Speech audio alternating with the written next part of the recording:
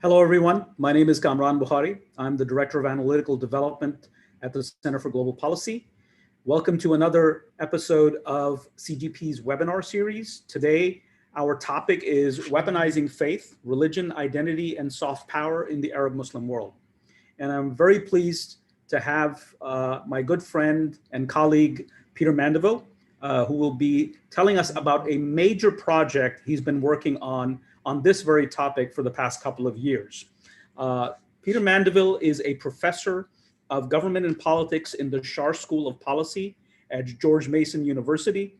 He is also a non-resident senior fellow at the Brookings Institution in Foreign Policy Studies Department, and he's a senior research fellow at Georgetown University's Berkeley Center for Religion, Peace, and World Affairs. And that's where he's been leading this project called the Geopolitics of Religious Soft Power. Dr. Mandeville has also been part of the government during the Obama administration, both at state and at the National Security Council. So I will just pass the mic on to Peter, and he can enlighten us about the project that he's been leading, and then we'll take it from there. Hi, Peter. Welcome. Hi, Kamran. Thanks so much for having me and for the invitation, and to everyone beaming in. Thank you all so much for coming out today for this discussion. So the origins of this project that I've been leading, the Geopolitics of Religious Soft Power, and for those of you who might be interested, I'm just going to throw up in the chat window a link to the project, the landing page of the project at Georgetown, so you can kind of see for yourself what we've been doing, and if you're so inclined, also kind of sign up to receive notification of new publications and products that come out of it. I've put that up in the chat room. The origin of this project lay in kind of what I started to feel was a gap in my own explorations of the interface of Islam and politics over the years. As you know very well, Kamran, so much of the research and work on the question of political Islam has focused mainly, if not almost exclusively, often on non-state groups, Islamist political parties like the Muslim Brotherhood, transnational Salafi jihadi networks such as Al-Qaeda and ISIS. But these groups come and go, their influence and political clout waxes and wanes. But what remains, what seems to have staying power, of course, are states. And of course, as we know, there are a number of states, particularly in the Muslim majority world, that have a particular kind of relationship to religion or claim a particular religious basis to the state itself, or a religious basis to kind of justify its policies, its legal system. And while I had paid attention to, the ways in which, for example, countries like Iran, Saudi Arabia, and Pakistan claim to be Islamic states, I tended to think of that question more in relation to their domestic politics. But over time, and particularly looking at events in the Middle East and elsewhere over the last few years, it became very clear to me that there were a number of countries that were increasingly making use of religion as a geopolitical tool. Incorporating various forms of religious outreach and religious engagement into their broader foreign policy and national security conduct.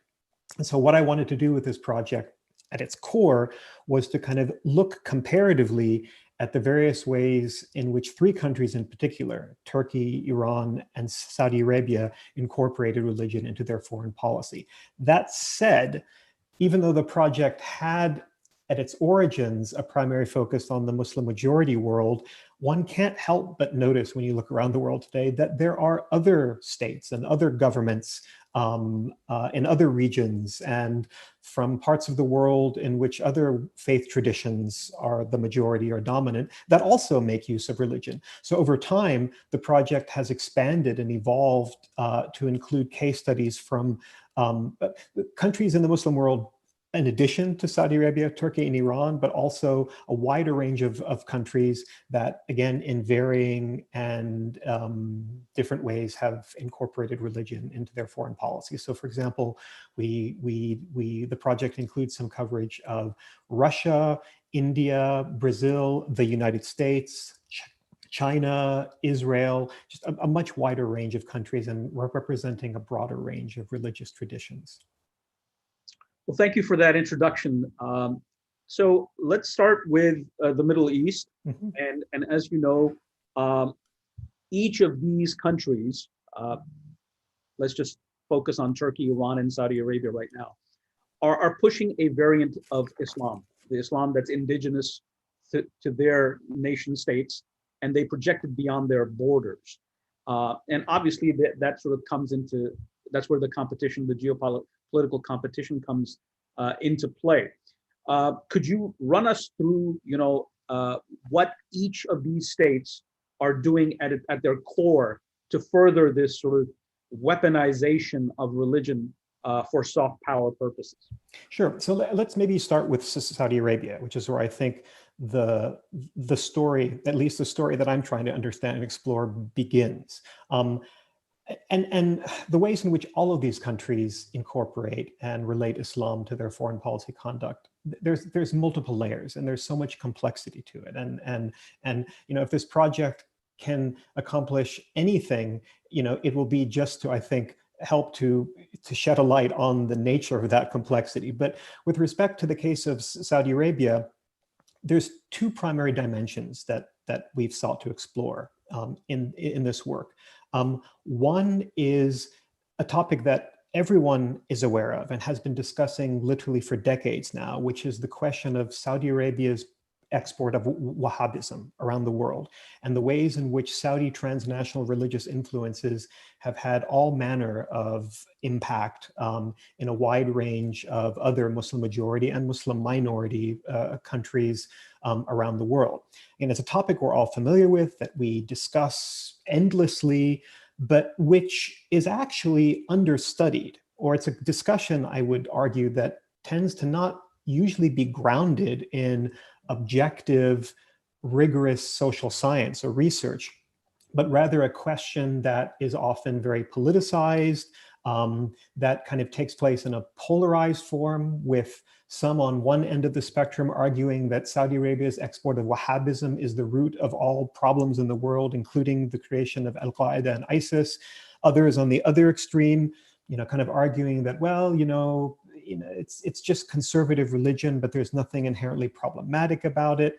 And my sense has always been that neither of those two extremes, neither of those two poles really accurately capture the reality of it. So I wanted to kind of look in detail there. And so one of the things we've done in the project is to assemble a team of leading scholars from around the world, many of whom are based in the countries where we're trying to understand Saudi Arabia's impact through transnational religious propagation activities, who have written a series of studies that will be published next year out of Oxford University Press in a volume called Wahhabism and the World: Understanding Saudi Arabia's Impact on Islam, Global Impact on Islam, which will be, to my knowledge, the first book dedicated specifically to this topic. There's been some piecemeal efforts to get a handle on certain aspects of this, but this book will really try to understand the fullness and the complexity of the phenomenon of Saudi religious transnationalism.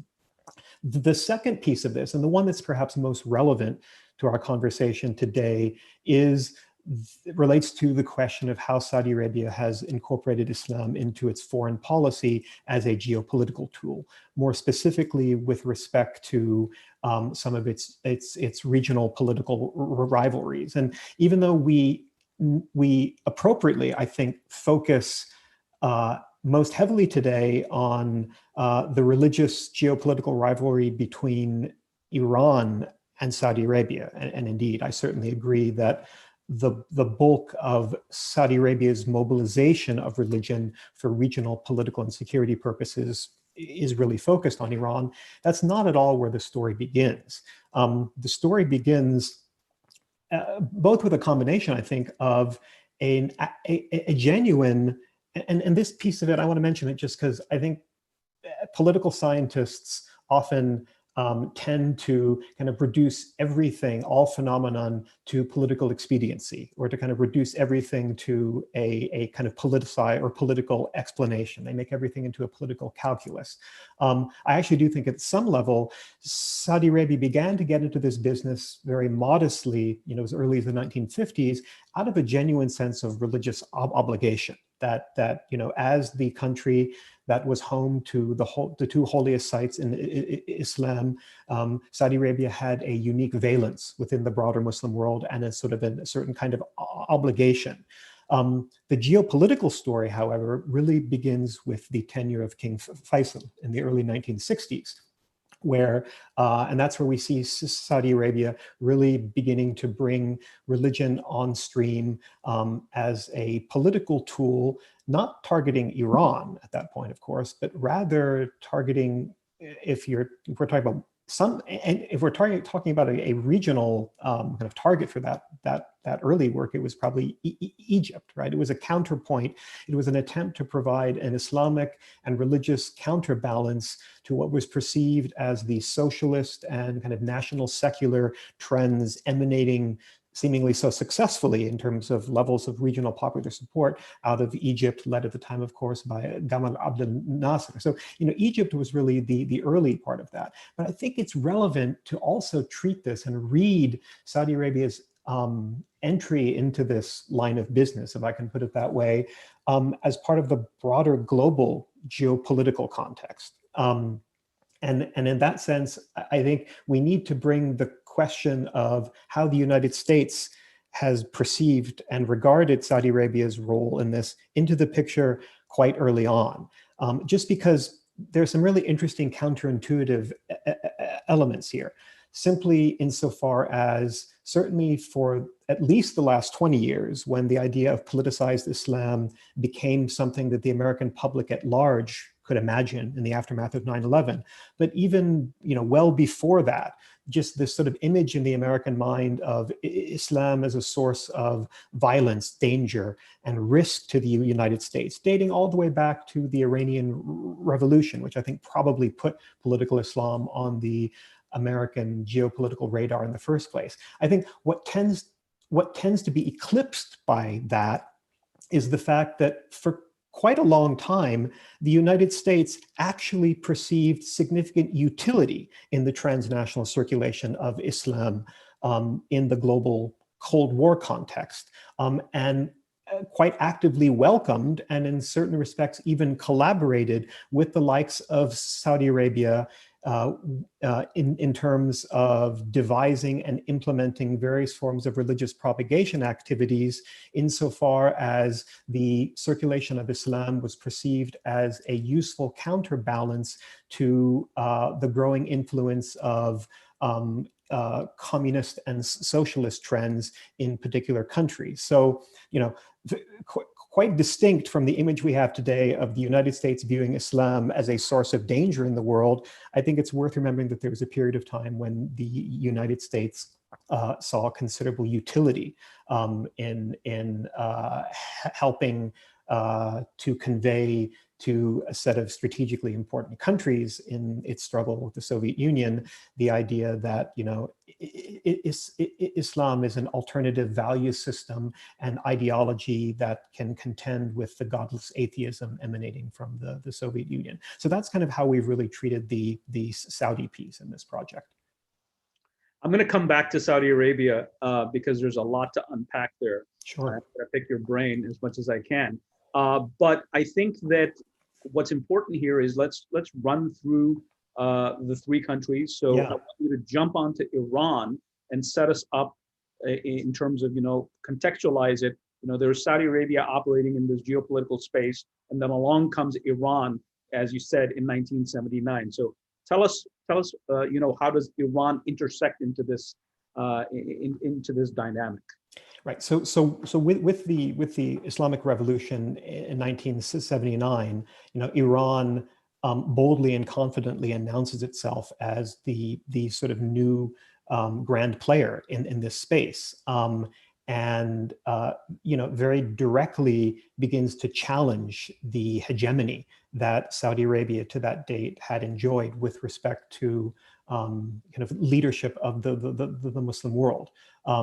And what I think is often not fully appreciated there is that even though there was a lot of talk and speculation and concern coming out of Washington and Riyadh in the early 1980s about the idea of sort of Iran exporting Islamic revolution throughout the region and other parts of the world, I think that the ability and the likelihood of Iran to export what was already a sort of aberration of Shi'i political thought that underpinned the Islamic Revolution was always going to be limited. The kind of sectarian nature and orientation of that revolution, I think, always constrained its ability to travel, if I can put it that way.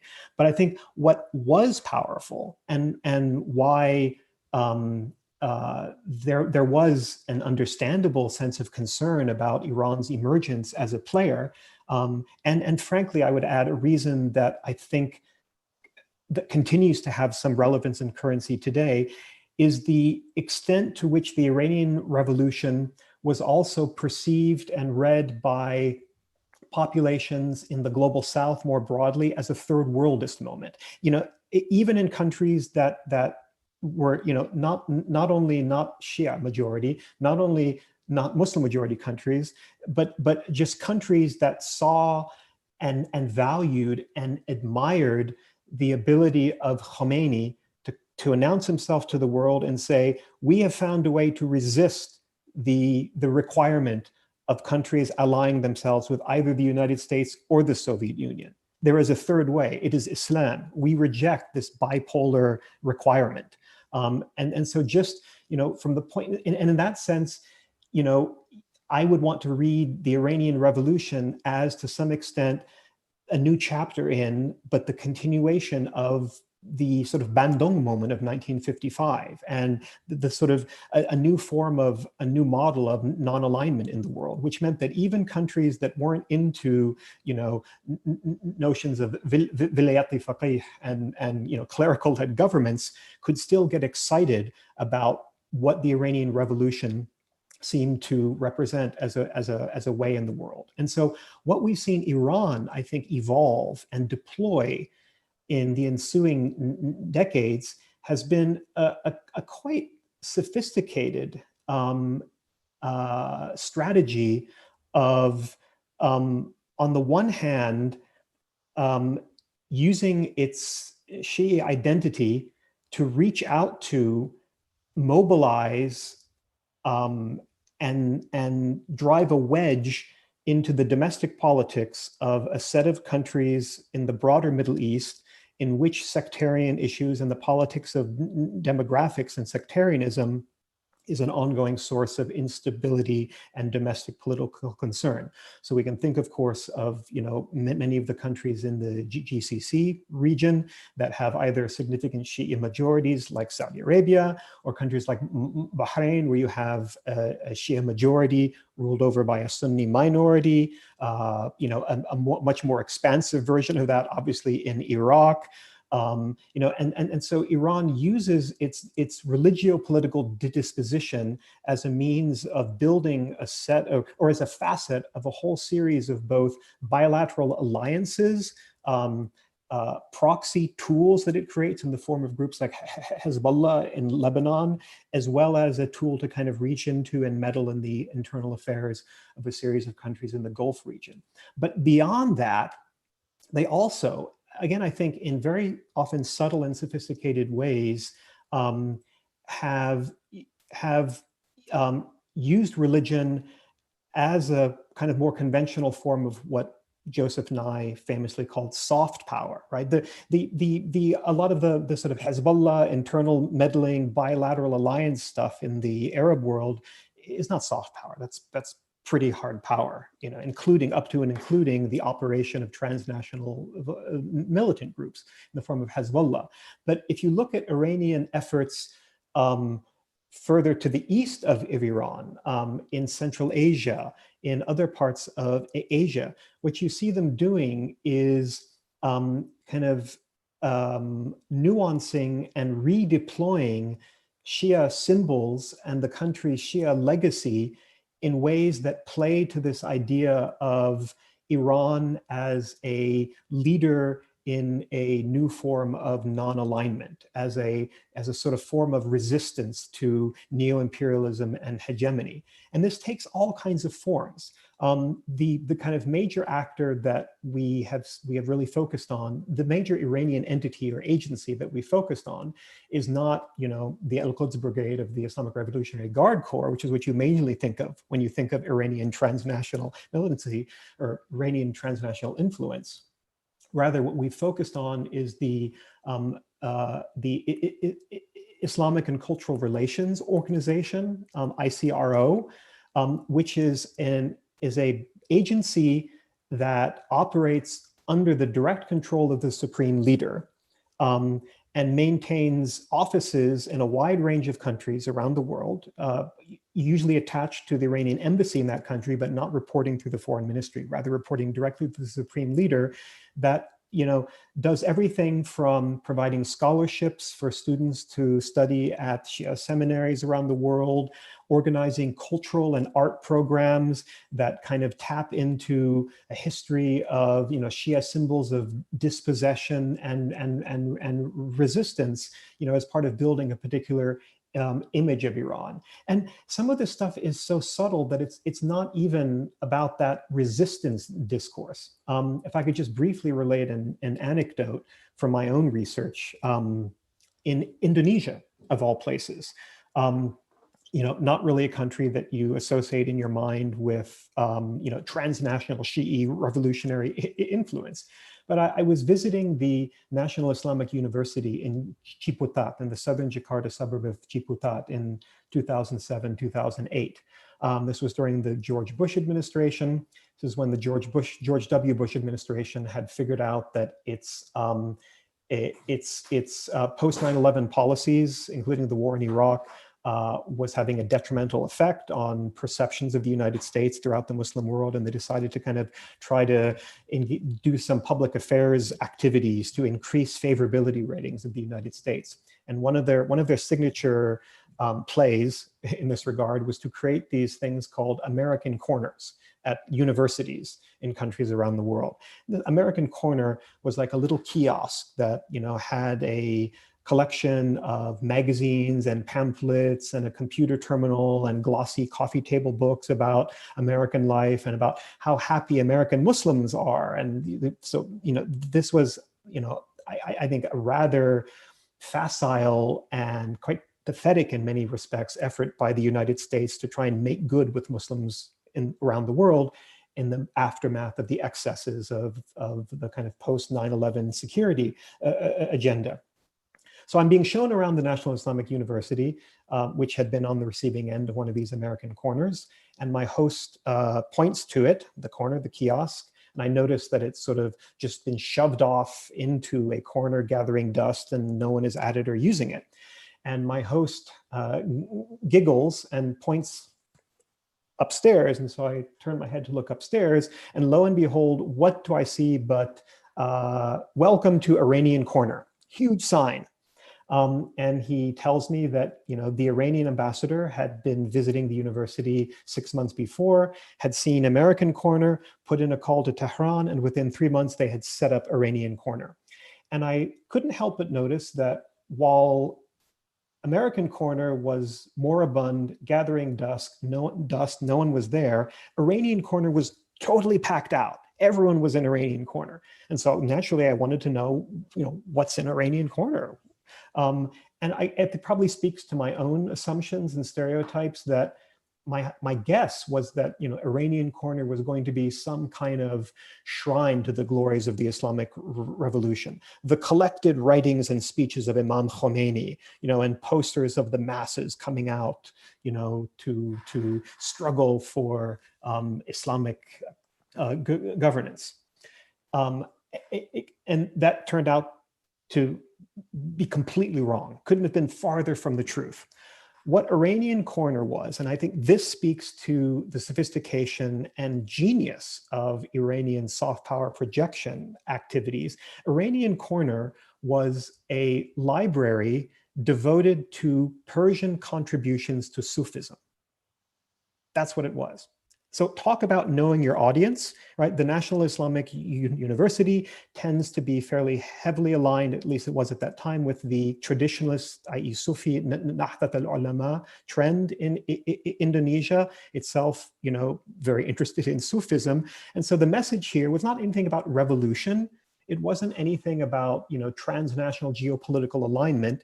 It was simply at a sort of people-to-people level, trying to send a message like, hey, if you're into Sufism, then you should know that Iran historically has been the source of a lot of the greatest hits of global Sufism, if I can put it that way. And that's all it was. And the place was packed out. That to me is an example of smart religious soft power, and rather sophisticated compared to some of the efforts that the Saudis have undertaken.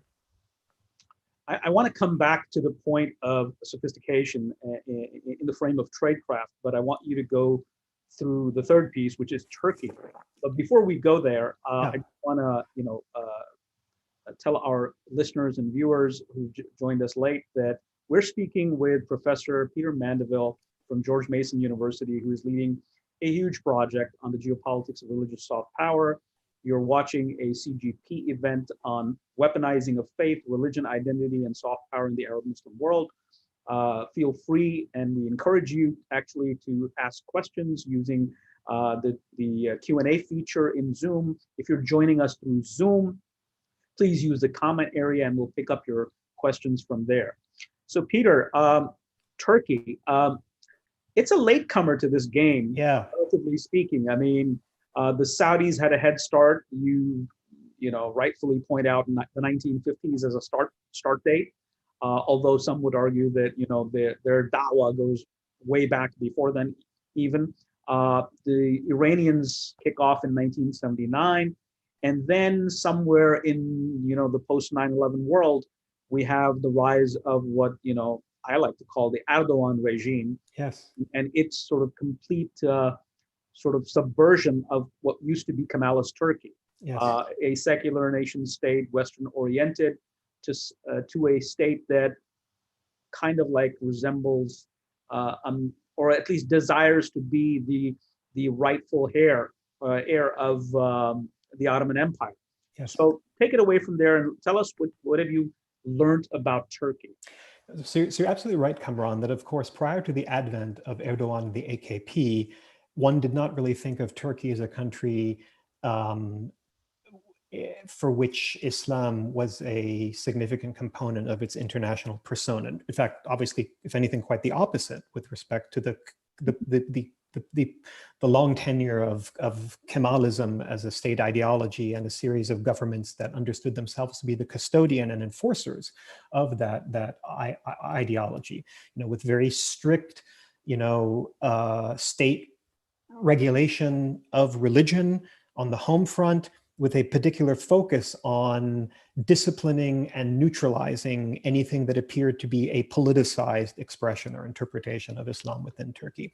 Obviously, once Erdogan and the AKP come in, this naturally begins to change for a wide variety of reasons, not least of all the fact that, as we all know, Erdogan began his political life, came up through the ranks of Turkish politics, within the Milli Görüş social movement and the series of political parties, headed by Necmettin Erbakan, that were essentially the Turkish expression of modern Islamist ideology. Erdogan himself, comes out of the Islamist milieu very clearly, very confidently, and very forthrightly. Now, this doesn't necessarily mean that AKP in government takes on an Islamist agenda or begins acting in ways that we would associate with Islamists. And there's a number of reasons for that we might or might not have time to get into. But what it absolutely does mean is that it becomes possible for the Erdogan government and for the AKP to, at the very least, allow new kinds of space for varying expressions of religion to become more prominently associated with both Turkish public life domestically, as well as to allow religion to become a more pronounced dimension of Turkey's external relations. Now, one of the earliest forms of that Turkish external relation the sort of external dimensions of Turkey's use of religious soft power, of course, relates to the ways in which during the early period of the AKP tenure, there was actually a fairly close alignment between the Hizmet movement of Fethullah Gülen and the network of over 1,000 schools that the Gülen movement operated around the world. And an increased tendency to encourage the idea of describing and regarding these schools as the local Turkish schools, because these schools generally had a very positive reputation in the countries in which they were based.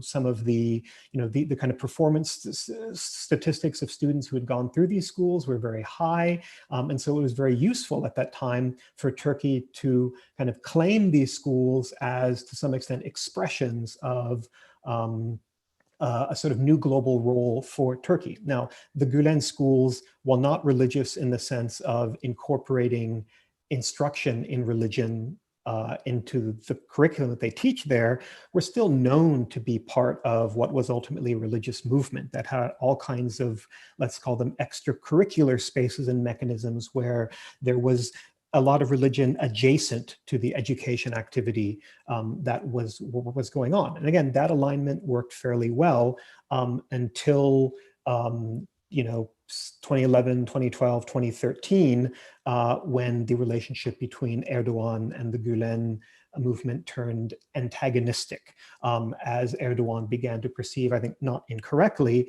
that in addition to its cultural, educational, charitable activities, there had been a sort of concerted effort on the part of the Gülen movement to make inroads for its members into various institutions within the Turkish state apparatus, particularly the national police and some of what we might conventionally call the sovereign ministries. Now, this isn't surprising, and as much as the Gülen movement has tended to decry the idea that it's involved in politics, Fethullah Gülen himself in the 1970s was talking about, his movement as one that was sort of seeking to build, a mainstream role for religiosity in Turkish public life. And they were actually fairly forthright about what they were doing at that point. So that's one early Erdogan dimension of Turkish religious soft power that's now fallen away. And as we know, the Erdogan government has encouraged and in some cases incentivized countries that have the Gülen schools to proscribe the movement and to shut down those schools as part of his broader efforts to sort of neutralize entirely the Gülen movement. But there's two other dimensions, at least two, maybe three other dimensions of the kind of Turkish religious soft power complex that are worth mentioning. One, obviously, and particularly in relation to the post-Arab Spring, post-Arab uprisings environment after 2011, is the extent to which Turkey has emerged as an ally and in some cases champion, supporter, and funder of Islamist groups, pro-Muslim Brotherhood, pro-Ikhwan or Ikhwan-affiliated groups in a wide variety of contexts around the world. And in that sense, established itself as part of an axis of countries that also include Qatar and Iran, again, in complex ways, squaring off against an axis of countries led by Saudi Arabia, the UAE, and Egypt. So this idea of kind of Turkish alliance with and support for Islamist political parties and movements in the region is another dimension of Islam within Turkey's soft power. But in that case, I kind of shy away from the soft power description because that really does get into hard power, up to and including, providing funding for particular groups that are involved in not just active politics, but militancy and violence as well in complex conflict settings around the region. The third dimension here really relates to the point, Kamran, you raised about the idea of Turkey under Erdogan seeing itself as something of a successor to the Ottoman Empire. Not in the politicized sense of seeking to reestablish actual centralized political structures with a sultan caliph sitting in Istanbul as we had in the Ottoman Empire, but rather Turkey realizing that it had the potential to establish itself as a source of identity, affinity, and geocultural, and thereby influencing geopolitical gravity, particularly in those countries in its near abroad and countries that had once been part of the Ottoman Empire. And that's, I think, where we get the kind of soft power piece of it coming into the picture more clearly. But, I think, to me, what's been most interesting to observe is how Turkey has reached beyond former Ottoman territories with respect to religious outreach activities. That idea of Turkey re-Ottomanizing, in a certain sense, its near abroad, is something we'd already been talking about by the early to mid 1990s, because Erbakan, somewhat politically ascended at that point, was already kind of on that vein in his own work.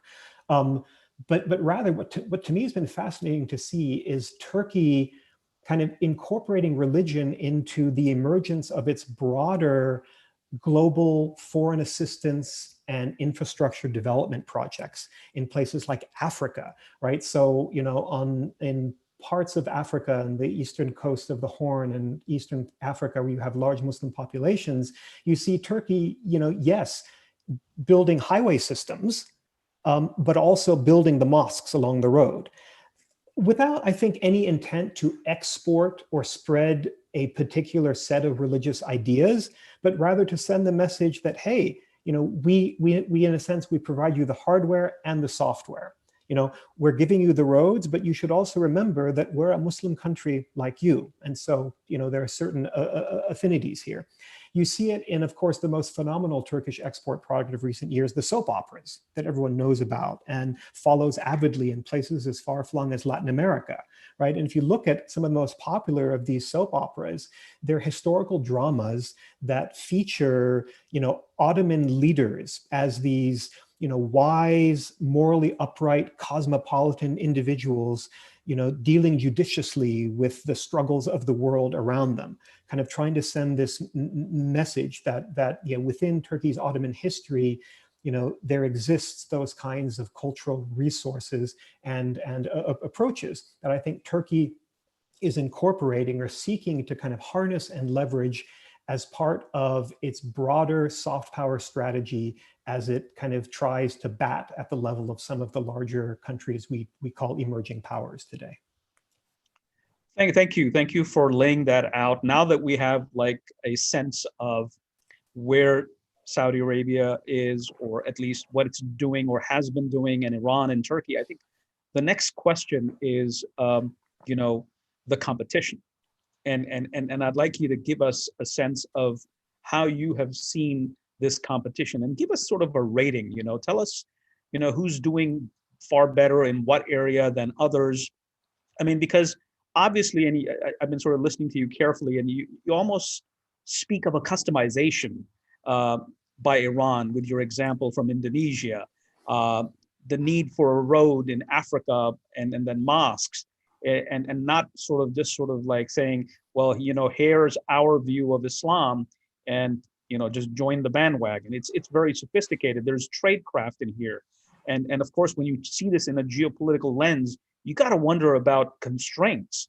And so tell us, about, we'll get to the tradecraft in a bit, but tell us about this competition and how these three vectors, if you will, operating in more or less the same space, are colliding and competing. So, I find it useful when trying to parse and make sense of this space and the various dimensions and layers of it that I've covered in my kind of characterization of the broad terrain of what the three countries are doing. What I see clear evidence of, Kamran, is, in the case of certain countries, the use of religion in one way as part of a near-term game, at the same time as that same country operates and wields religion in different ways as part of a long strategy, sort of a long-term game. So certainly with respect to Turkey, you see the short-term side of it in the ways in which Turkey provides support to certain Islamist groups that are enmeshed in the day-to-day machinations of domestic politics in a number of countries around the Arab world, the way that Turkey has inserted itself in the intra-GCC conflict, the way that Turkey has kind of sought to insert itself into processes such as, the negotiations and peace settlement arrangements around conflicts like Syria, as an alternative access for working on that issue compared to ones led out of the United States and Europe, for example. So, there's the short-term side of it, but then you have this, and I'll admit, just for the purpose of my project, I think there's plenty of analysis, incredibly fine analysis coming out of places like the Center for Global Policy that really nicely get at and track the intricacies of Turkey's insertion into the kind of Islamist secularist divide that drives aspects of contemporary politics. So for purposes of my project, I've been much more interested in that long game and kind of thinking about the ways in which Erdogan, like the ultimate multitasking statesman, there are aspects of his governance and style that I find deeply, deeply problematic. But there's also, you can't get away from the fact that there's a certain mastery and genius to the way that he arranges and plays this chessboard. His ability to, with one hand, play. We appreciate the empathetic analysis. Yes, because he plays the inter-Arab game in a certain way with one hand, while he's also kind of moving the chess pieces in other regions around the world in ways that I think is trying to, over time, line up and bring on stream in a more gradual way entirely new vectors of geocultural and, by extension, geopolitical alliance and support for Turkey with respect to the longer game. So in some ways, I think Turkey has the most systematically thought out strategy of the three with respect to religious soft power. Iran, while I've characterized its efforts in this space as more sophisticated compared to, say, the Saudis, I'm not sure that I think Iran has so many sources of internal tension that it has to deal with that constrains its ability to really play a strategic long game with respect to religion in its foreign policy or external relations in the same way that Turkey has. Obviously, there is that kind of ongoing cultivation of the revolution as a third worldist gesture, and so last time I looked, last year, I think the the Iranian equivalent of their World Service Radio, was still broadcasting in Hausa to northern Nigeria, where you have a population of towns and villages that converted to Shiism at the time of the Islamic Revolution because they thought that orientation was more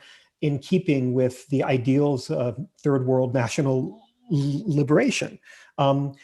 So on the one hand, I think there's the potential as global order shifts and as we have this phenomenon of emerging powers and a sort of de-Westernization of the world, if I can put it that way, there's the potential for Iran to leverage its track record in that space.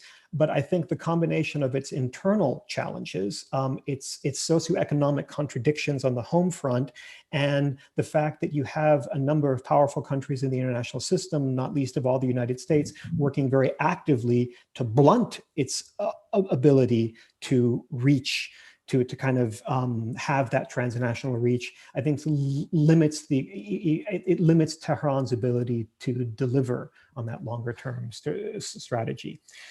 Saudi Arabia, the question of where religion in Saudi Arabia's foreign policy under Mohammed bin Salman, how that works, is fascinating and complex. I don't think that he is ideologically committed in any meaningful sense to the notion of exporting Wahhabism. And indeed, we have seen any number of gestures and policy shifts that, if anything, point in the other direction, right? Including, the severe curtailing of the mutawwa, the religious police in Saudi Arabia, to the point where in many cities, they've literally been pulled off the streets. You just don't see them anymore. We see, for example, with respect to the parastatal entities like the Muslim World League that have been the standard bearers of aspects of Saudi religious transnationalism. We had him, appoint Sheikh Mohammed Al-Isa as his sort of handpicked Secretary General of the Muslim World League, where he's, talking about the dangers of anti-Semitism, right? Which is, for someone who follows Saudi Arabia, hearing that coming out of the Muslim World League just kind of makes your head literally spin around. I think a lot of it is rhetoric, and a lot of it is rhetoric designed to please certain Western national security partners, rather than being indicative of a genuine commitment on the part of Saudis to combating anti-Semitism. And we've seen Mohammed bin Salman make these intriguing claims like he's going to return Saudi Arabia to moderate Islam. And a lot of us started scratching our heads wondering, what exactly does that mean?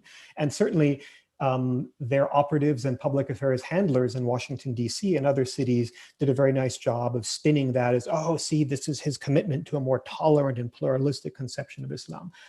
I don't think he has any particular commitments to a tolerant and more gentler, pluralistic form of Islam. I think his curtailing of the influence of the mutawwa is part of, first and foremost, best understood as part of his own consolidation of authority within the kingdom. He wants to neutralize any other entity within the Saudi structures of political authority that might pose a threat to him.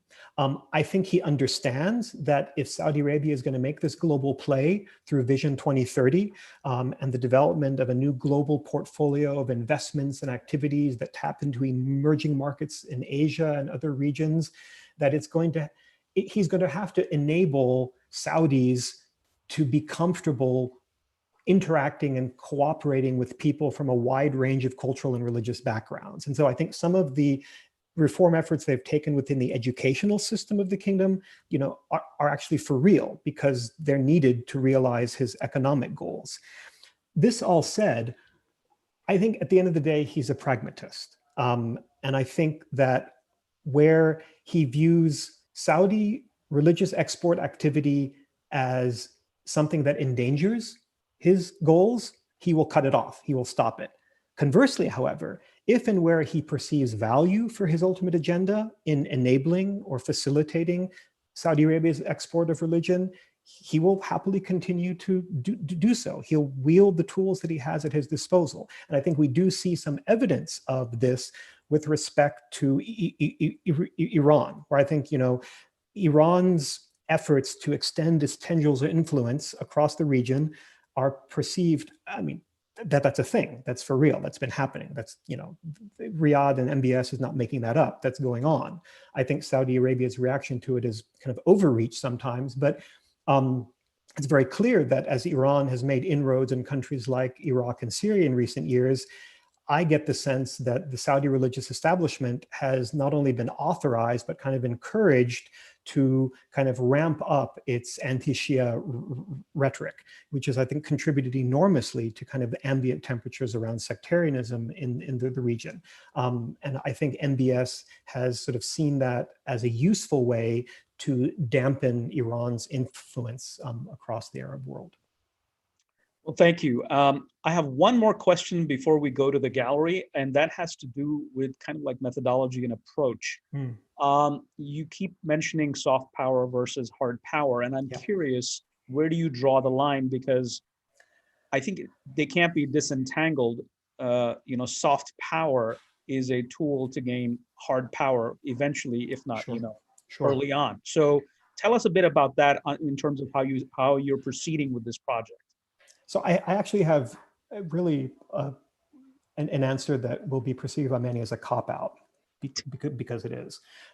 Which is to say that even though the project is described in terms of religious soft power, we've never made any serious theoretical investment in soft power as a concept. I use the term simply as a way, as a sort of signaling frame to give people a sense of the flavor of the project, what it's looking at. And so we don't really have, so one of the outputs from the project is an edited volume called The Geopolitics of Religious Soft Power that contains 12 cases from around the world of countries that have incorporated religion into their foreign policy conduct. Some Muslim majority countries, many countries outside the Muslim world. And in there, we do have an essay that kind of looks at some of the possibilities and limits associated with the concept of religious soft power. I think the contribution to the project that kind of theoretically speaking has been most useful for me to kind of organize some of our thinking around this is actually already available. And it's a working paper written by Gregorio Bettiza of Exeter University in the UK, where he kind of coins and provides an overview of the concept of what he calls sacred capital.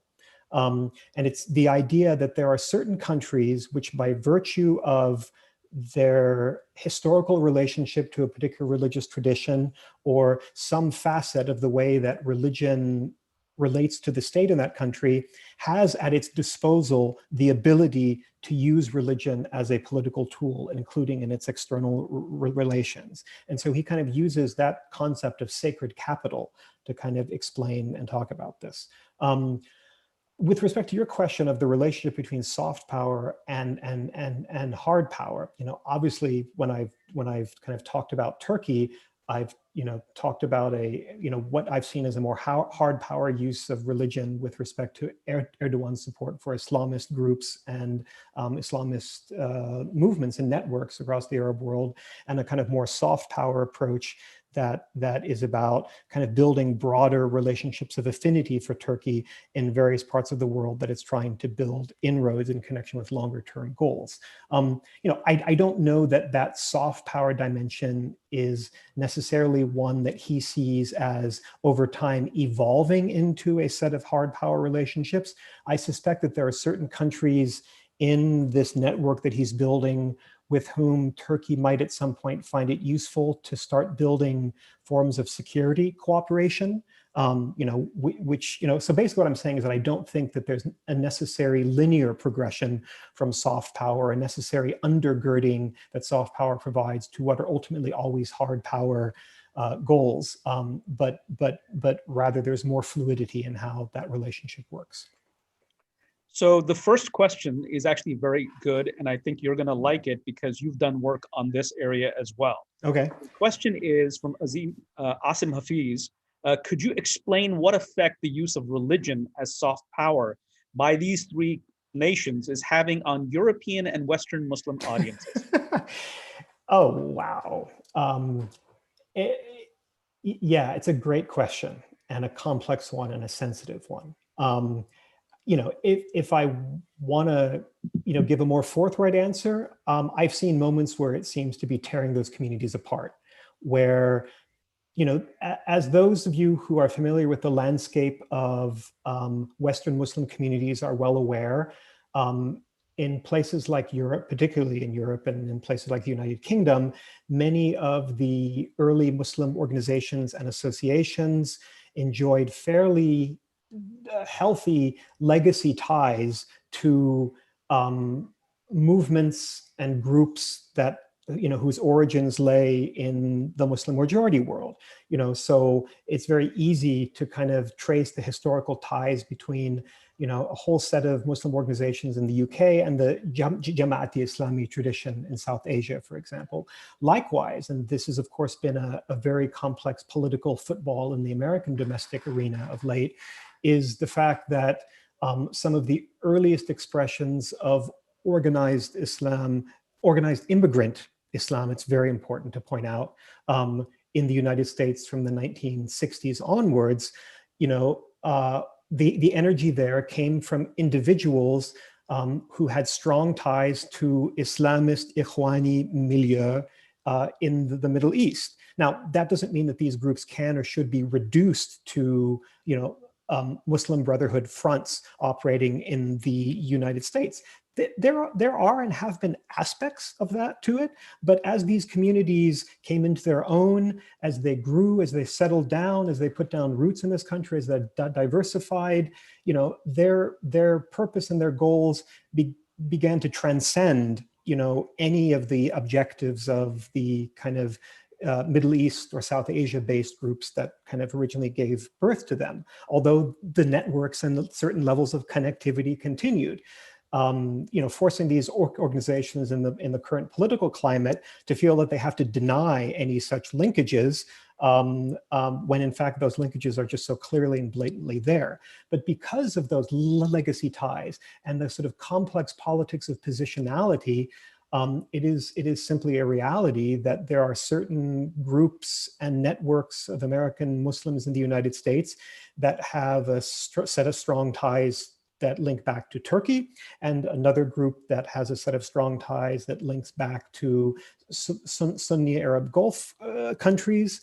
And what that means then is that the regional rivalries and politics that divide those countries then manifest themselves kind of in American Muslim diasporas, and you see various forms of rivalry and ill will beginning to come into the American Muslim discourse, which I think looks very strange and puzzling to people that don't kind of appreciate this broader backdrop. What's been fascinating to me is to actually observe some instances, and I won't go into the specifics of them, where some of the leaders of the Muslim majority countries that we focused on in this project have very deliberately and explicitly reached out to Muslim American leaders seeking to recruit them to kind of help further and advance their cause within the United States, either through lobbying their communities, lobbying the US government, or seeking to neutralize groups operating in the United States that are perceived to be threats or risks to the homeland, as it were. So yes, I think that these regional rivalries and the ways in which religion fits into them, it is absolutely appropriate to ask questions about, draw attention to, and examine the ripples and reflections of those rivalries within Muslim minority communities, both in Europe and I think particularly in North America. So we have a question, and I know you mentioned that you didn't or you haven't focused so much on South Asia in terms of this project, but there is a question that says, could you talk a little bit about Pakistan and its dealings or dabblings with soft power, the use of Islam, I mean, primarily on its borders, and how does that intersect with everything that Turkey is doing? I mean, I do want to take 30 seconds here to point out what I call the Ertugralization of Muslim masses because of this sort of being hooked onto that Netflix series, and say a little bit about that as well, because I know that Pakistan and its prime minister has actually sort of really stressed and encouraged the country to watch Ertugrul, and how is that in the interest of the Pakistani state? Could you pick those things apart for us, please? Well, no, I mean, I think, and I, as someone who follows Pakistan very anemically and spottily at best, I will defer to, and actually Kamran would love to kind of hear your analysis of this. The focus on where Pakistan has fit into the project that we're doing is while we do have in the Wahhabism book a chapter on the fairly well-known extensive ties between Saudi Arabia and Pakistan, which generally tends to be told as a story of the madrasas and the funding of madrasas. It's correct, but we already know a lot about it. The chapter that we have in the Wahhabism book kind of looks more at other dimensions and aspects of Saudi Arabia's influence and inroads religiously into Pakistan through the Ahl Hadith movement, for example, which is sort of the indigenous Salafi movement within Pakistan, and particularly the ways in which during the Zia al-Haq period, the sort of top-down Islamization program that he pursued was naturally accompanied in its sort of external dimensions by a very close collaboration with Saudi Arabia. Not just Saudi Arabia, but this sort of very tight triangle of geosecurity cooperation that emerged between the United States, Saudi Arabia, and Pakistan with respect to Russia's invasion and occupation of Afghanistan. And the three countries kind of working together, not just to operationalize the hard power dimensions of this in the form of, mujahideen militias and fighters that were being funded, but also to kind of mobilize kind of soft power resources that saw Islam as an ideological antidote to communist insurrection. I think that with respect to contemporary soft power and popular culture expressions of Islamic identity, I think that there's a level at which something like the Turkish soap opera provides an avenue for leaders who want to harness the cultural power of Islam, gain perhaps some credibility, religious credibility by doing so, but without having to actively wade into the terrain of Islamist politics per se. And so I think we see a lot of that those Turkish products have provided a set of resources that allow Islam to be mobilized politically by leaders who would otherwise hesitate to go in that direction for fear that doing so lends credence to and kudos to Islamist groups that might begin to threaten their own authority. So we have an interesting question from Mehmet Askan. He's one of our non-resident fellows, by the way, at CGP. Great. He says Turkey's use of religious diplomacy is largely analyzed from Ankara's perspective, as if Turkey always initiates it. Yeah. There are many cases that Muslim groups look ways to develop relations with the Erdogan regime, and they come from Asia, Middle East, Africa, even Latin America.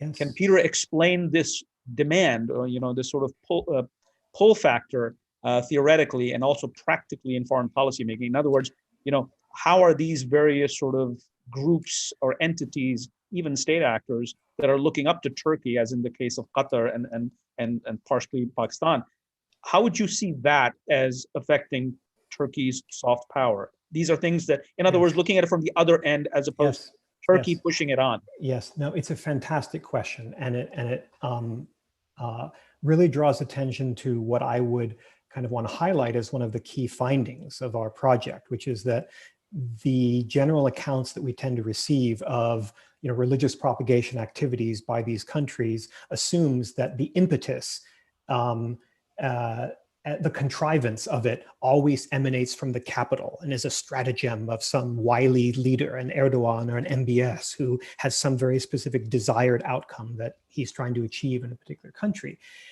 When you look at the actual history and the textures of the social reality of this, you find many cases where the demand signal, as it were, actually comes from the country where the funding or the activity is ultimately carried out. We find many cases of this with respect to Saudi Arabia, for example, where, again, I think people often operate with this image that there's this, there's somewhere in Riyadh, there's like the Global Wahhabi Command and Control Center, where a bunch of dudes sit around and figure out, what's the next country we're going to Wahhabize, and then they put together the package and they go. And it neglects the fact that and we have published work in our product focused on regions like the Sahel, where Alexander Thurston, very fine scholar of West Africa, has kind of shown very conclusively that there are many ways in which the demand signal often comes from Muslim communities in, say, Mali or Mauritania, who know that there are resources and money is available in Saudi Arabia. And not only are they able to kind of make the call and attract the funding, but to actually shape and adapt the actual content. In other words, it's not just a straightforward linear Saudi Wahhabi religious message that's ultimately received in the destination country, but rather there's all sorts of processes of adaptation and brokerage that go on. Likewise, with respect to Turkey, that's absolutely correct. And I think the question already referenced a few regions where this is relevant. I think the Balkans is certainly one where this is very relevant, and Central Asia to some extent. As those countries emerged out of the Cold War, out of the removal of the geopolitical overlay of the Cold War, obviously Yugoslavia went through horrific civil war. There's been persistent instability and tension around where religion fits into the politics of Central Asian states. But these new countries, as they emerged from Soviet influence, were kind of regarded as the new fresh terrain that major Muslim powers in the world could sort of, the new markets to tap into. And so, there are a number of countries in the Balkans in particular, where Saudi Arabia went in big in the early 1990s, and where Muslim communities in those countries have come over time to regret the nature of Saudi influence in their country, and have themselves turned to Turkey and said, hey, can you maybe get some religious stuff going in here to provide a counterbalance to this? And again, that's not Ankara's call. That's not a push from Ankara. That's a pull coming from the Balkans. So I think it's a very relevant point. Thank you. So now, obviously, each of these actors has a more immediate concern, and it's always there because none of these players, obviously, Saudi Arabia is an autocratic state. Iran is autocratic with sort of sprinkles and toppings of democracy here and there, or at least electoral democracy.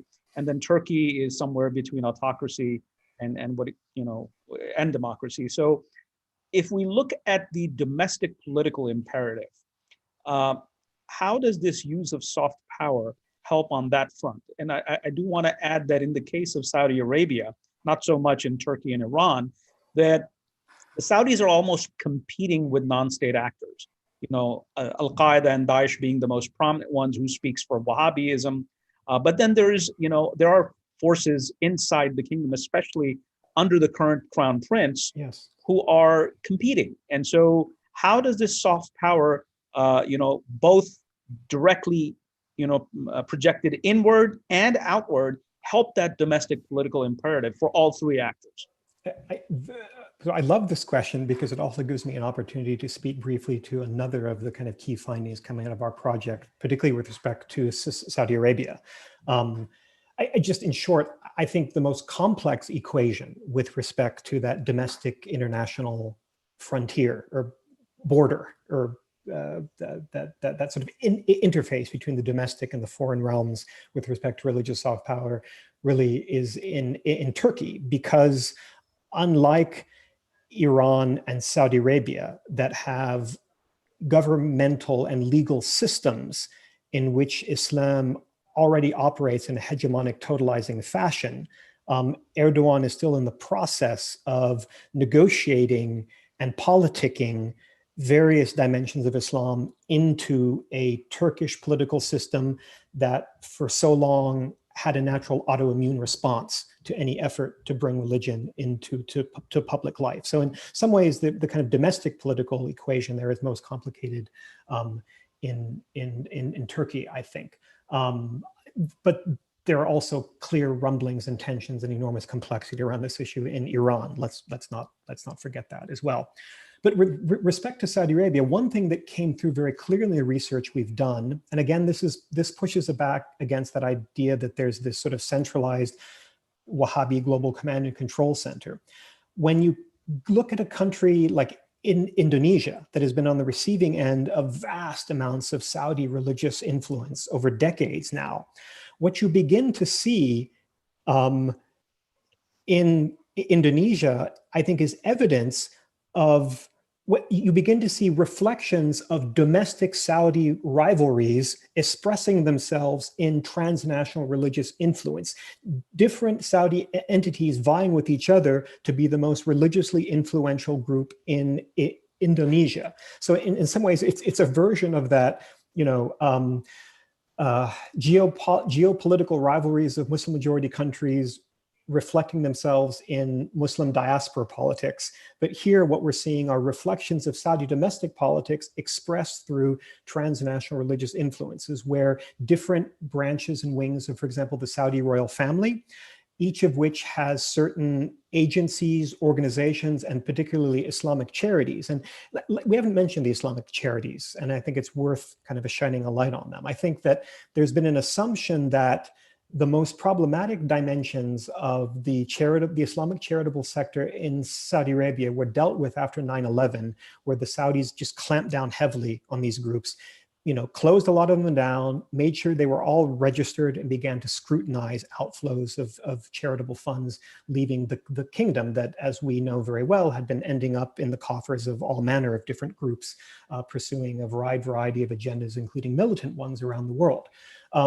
But I think it's too easy to say, oh, that Saudi Islamic charity thing has been dealt with, because my sense is that there are a variety of Saudi private charities that operate with political top cover from various figures within the royal family that basically give them a certain amount of impunity or immunity from the otherwise rather rigorous and robust regulatory mechanisms that have been imposed on the Saudi charitable sector since 9/11, but that continue to make them relevant players and relevant vehicles through which to observe aspects of Saudi domestic political machinations being expressed through overseas religious activity.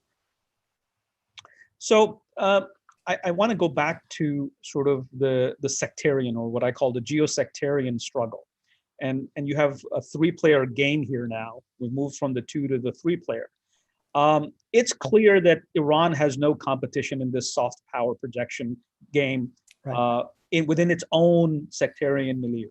Yes. But Turkey and Saudi Arabia are competing for leadership of who speaks for Sunni Islam. Yes. And there's we're seeing increasing sort of tensions there, where it's almost as if the Saudis are saying, yes, we want to counter Iran, but not at the expense of empowering Turkey, and which is why they don't like what Qatar is doing with its alignment with Turkey. Could you speak to that? There seems to be, and project the long game, if you will. Where do you see this going? Right now, it seems like there's an intra-Sunni struggle over who speaks for Sunni Islam, and it's exacerbated by the fact that there is a Sunni Arab crisis of leadership, and Yes. and that's why you have even ISIS playing in this game as well, even though it's a non-state actor that tried to become a state actor, but has been reduced back to an insurgent group. Oh man, there's just so much here. I almost don't know where to start. So no, it's great. And also you need to give yourself due credit for coining this brilliant term geosectarianism that you mentioned. Kamran Bukhari's coining of the term geosectarianism is one of my favorite analytical buzzwords of the last 10 years that I use at any opportunity that I can. So, very kind. So you're absolutely right that, if 90% of the world's Muslims are Sunni, there was no way that Iran was ever going to sort of capture that market share, and which is why this sort of idea of the Iranianization of global Islam just always has struck me as kind of bizarre. That doesn't mean that they don't find interesting and creative ways to poke around and have tactical influence here and there, but there was never going to be a sort of grand global Shiaization strategy that they were going to be successful with. And so it's actually much more, with respect to religious rivalry, it is, as you say, much more relevant to kind of look at the Saudi-Turkish struggle for the Sunni mind, the Sunni Muslim mind or heart, and the struggle for the Sunni Muslim heart and mind. That is a struggle between Ankara and Riyadh largely. But this is where I think there's an interesting ethnic dimension of it that comes into it, right? Where in a lot of countries, particularly in Asia, but also in sub-Saharan Africa, where you see concerns expressed about religious influences coming out of the Sunni Arab Gulf region. And I'm very conscious of the fact that I've spoken about religious export activity coming from the Gulf as if it's an exclusively Saudi endeavor. Kuwait, Qatar, the UAE have all been involved in this activity as well. And so, we need to kind of, keep an eye on that as well. Rather, what I want to say here is that, while Saudi Arabia, funds all sorts of religious activities, the expression that you often find locally used to complain about it is not the Saudiization of Islam, it's the Arabization of Islam. This is a very rigid, crude understanding of religion emanating from nomadic Arabs of the desert, that really has no basis in our local histories and cultures, and moreover is a form of Islam that has not had the benefit of developing, evolving, and circulating through the cosmopolitan urban circuits of medieval court Islam and the glories of the evolution of the venture of Islam, as Marshall Hodgson famously called it. These Saudi expressions of Islam, these Gulf Arab Sunni expressions of Islam, are not Islamicate in Hodgson's sense of a sophisticated, multidimensional complex of norms and cultures and modes of expression, right? So what Turkey, I think, is able to play on that to some extent and say, look, you're absolutely right. I haven't seen this explicitly. I think it's so subtextually present that the Turks almost don't need to play that ethnic card. But this is, I think, precisely part of the Ottomanization of the contemporary Turkish religious soft power discourse, is to say, look, if you've had enough of that crude desert nomadic Sunni Gulf stuff, you should know that if you drink from our fountains, if you drink from our religious fountains, what you're actually getting is a reconnection to a civilizational concept of Islam that has that cosmopolitan, worldly, global experience behind it. And again, these are the registers of analysis that our project is focused on. And so kind of, if you don't mind, I'll sort of confine my response to that aspect of the issue. No, thank you so much. So I have two questions that I'm going to combine and paraphrase because they're related here. One is again from Asim Hafiz, and the other one is actually the first question that we got. I just want to mention Cora Alder. So Cora asks that, in the beginning, you asked about how the United States actually saw it in its interest because of the overhang of the Cold War, that Islam served U.S. interests vis-a-vis, the Soviet Union. Is that an example of, even if half-heartedly, the United States using Islam as a soft power, inadvertently even? And then the other question that comes, the related question is, okay, now, and it sort of fast forwards to the present, is that now that all these countries are using Islam as soft power in the Muslim world, so how are the US and the European powers reacting to all of this? What is their response, especially now that we're almost 20 years out from 9/11, and how do they view, having fought non-state actors for so long, how do they view, countries that are allies of the United States at different levels? And of course, Iran is an adversary, but how does the United States and the West in general counter this use of religious soft power? Can I just ask you to briefly restate the crux of the second question? The first part of the question was so intriguing that I got started thinking about, things I wanted to mention. Just my bad, I shouldn't have lumped them together. No. So speaks to the quality of the questions. So the second question is, the US and the Europeans are watching this, increasing use of Islam as religious soft power for geopolitical purposes. How does the West sort of react to this? How is it reacting? And what do you think are they going to do about it? Because this is, let's play it out, the long game, this will manifest into something that's not obvious today. Great questions. In the second of which I think has very specific policy relevance with respect to what's usually considered kind of US public diplomacy work. So I'll get to that in a moment. On the first question, Cora, I don't know that I don't think it was an inadvertent or kind of accidental US use of Islam geopolitically. I think Washington, particularly, I should say, not the State Department, although there's a State Department piece of it, but the Pentagon and the intelligence community, I think, saw very early on the geopolitical utility of Islam, of religion more broadly, but Islam in particular, as a way to combat and counterbalance the growth of Soviet communism around the world. And so we're involved in all kinds of activities, the specifics of which I don't want to get into, that were quite strategic and active, and not just kind of, inadvertent, as if, accidentally, we sort of did some stuff that opened space for Saudi Islam to enter certain countries where we're worried about communism, and that worked out pretty well. I think it was a little more active in that. But back to the State Department piece of it, if you, and this is just, getting back to my pet project of the history of US relations, between the US government and the Muslim Brotherhood. If you look at diplomatic traffic and conversations taking place at the US Embassy in Cairo in the 1950s, for example, about the Muslim Brotherhood. And those cables, some of them are declassified. We have access to them now.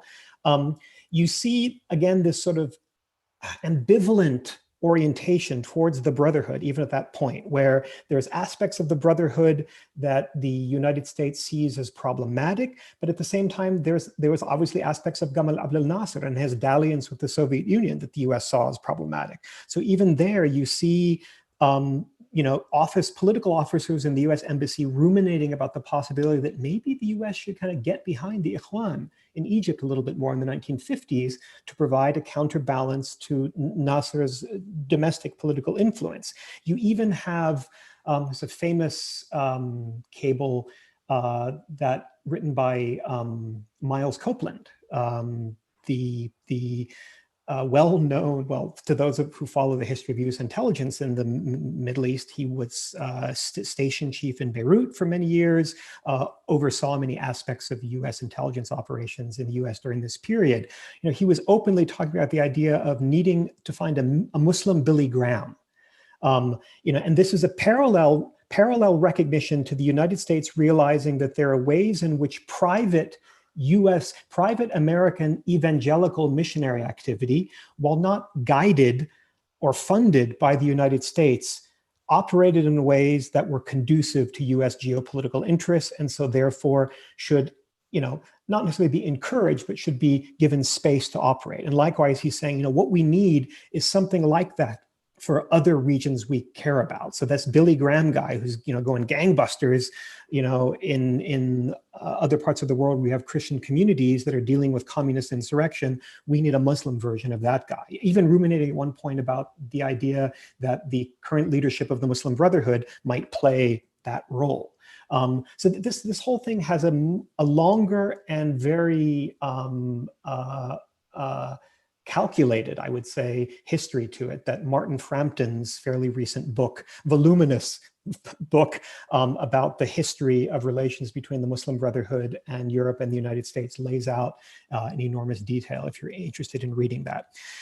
The second piece of it, I think there are two dimensions. There's one piece of this geopoliticization of Islam the US, to my observation, is getting entirely wrong to its detriment, I would say, and another aspect of it where the things that I'm talking about are just largely invisible to the United States.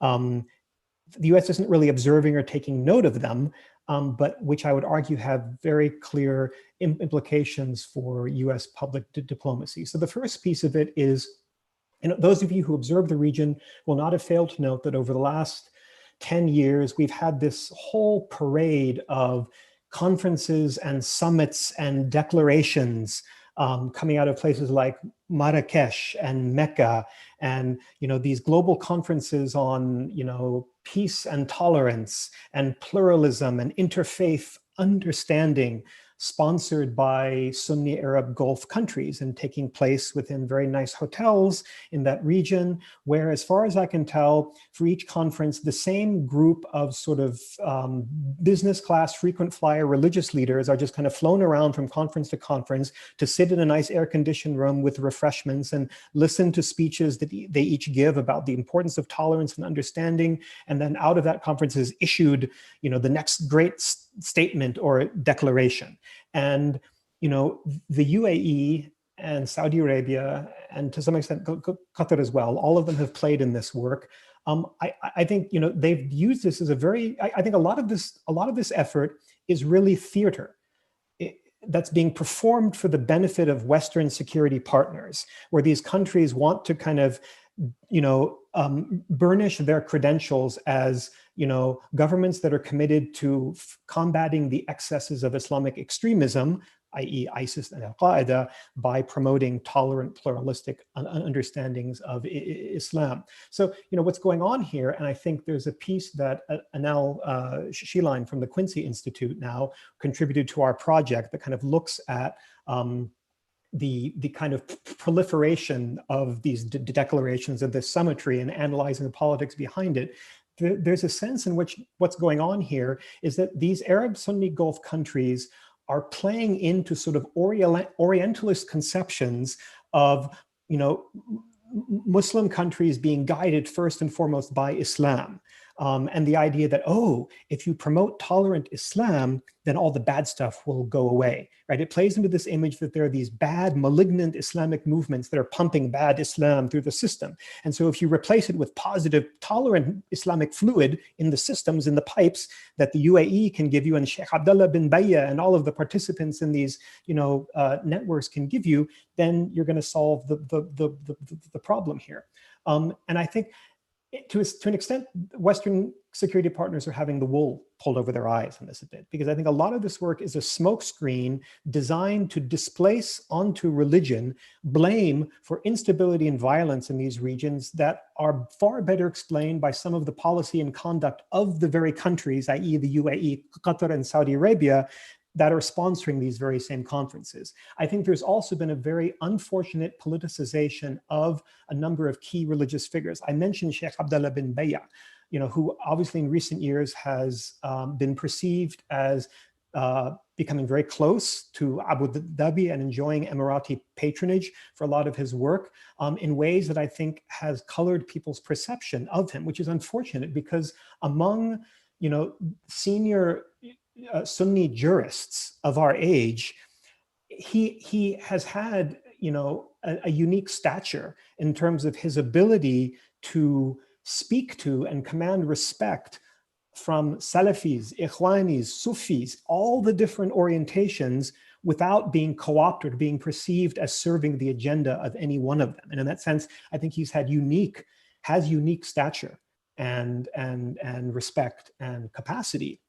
But I think as certain relations have been formed between the governments of these countries and certain high-profile religious scholars, you've had the inevitable politicization of those scholars that then has an impact on their ability to be taken seriously, to perceive credibly by some of the populations that their work, I think, is hoping to influence. The final piece of this is just to say that, when you look at the fairly sophisticated way that the Turkeys and Irans are operating in the long-term public diplomacy and soft power game, in my experience, American public diplomacy work, as I've seen some of it firsthand, often proceeds in certain countries in ways that are largely blind to the fact that there are now other countries engaged in public diplomacy work in those same countries that know the context and know local sensibilities and audiences far better than the United States, and are therefore able to be more successful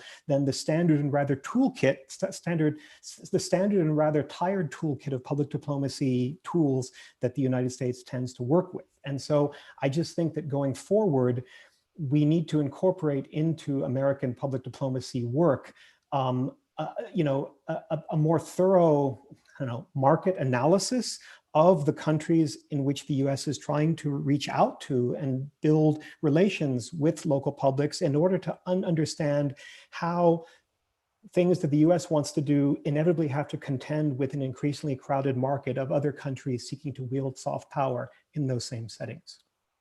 That's an excellent response, and I really thank you for going into that detail. We're almost out of time. I want to ask and squeeze in one last question. Each of these three countries that you're focusing on are evolving. One could say that, okay, there's greater appropriation of religion in Turkish policies, especially foreign policy, but the opposite seems to be happening, at least in Saudi Arabia, where there's a Saudi nationalism that is being given far more space and religion being pushed into the background by MBS. And in Iran, it's a complicated picture because of the way the Islamic Republic is evolving. It's almost as if, you know, the ideologues are struggling to maintain power, and something's got to give, especially with Supreme Leader Khamenei, you know, at a very advanced age. So how do you see these internal evolutions shaping their ability to project this sort of soft power and make use of it? Wow. Oh, man. Thanks for the impossible Maybe we can question. have another session on this later on. No, just very, very briefly, because I know we're coming up against time as well here. I mean, the Turkish situation, I think, is just so fluid that I have great difficulty kind of extrapolating forward from where we are. With respect to Iran, I think you're absolutely right that there are a number of structural contradictions and upcoming moments of political opportunity structure change that are possibly going to be watershed moments in terms of how this question plays. So in a sense, I'm just agreeing with you on that. The one context where I'm maybe a little comfortable trying to forecast, extrapolate, and think about is Saudi Arabia. So you're absolutely right that there's been this appearance of a kind of retraction of religion from public life, or at the very least, a privileging of national narratives over religious narratives in association with Saudi identity. And again, I think this is, you know, like Erdogan, someone who I find deeply problematic on certain levels and genius on others. With Mohammed bin Salman, there are so many things about his conduct as a Saudi leader that I find deeply, deeply problematic. And in their country, particularly if you're simultaneously, as educational systems allow you to do, defining those goals in line with Vision 2030, then you're building literally the social capital that you need to pursue that project. That said, we've already seen that with respect to some of MBS's most ambitious, Vision 2030 pieces, the IPO of a portion of Saudi Arabia, the building of amazing coastal futuristic cities, courting certain forms of tech investment. He's not necessarily always delivering, on the ambition. The numbers aren't coming in, if I can put it that way, at where we want. And so I think that the delivery and implementation of Vision 2030 is going to be, 2 steps forward, 1 step back, very uneven.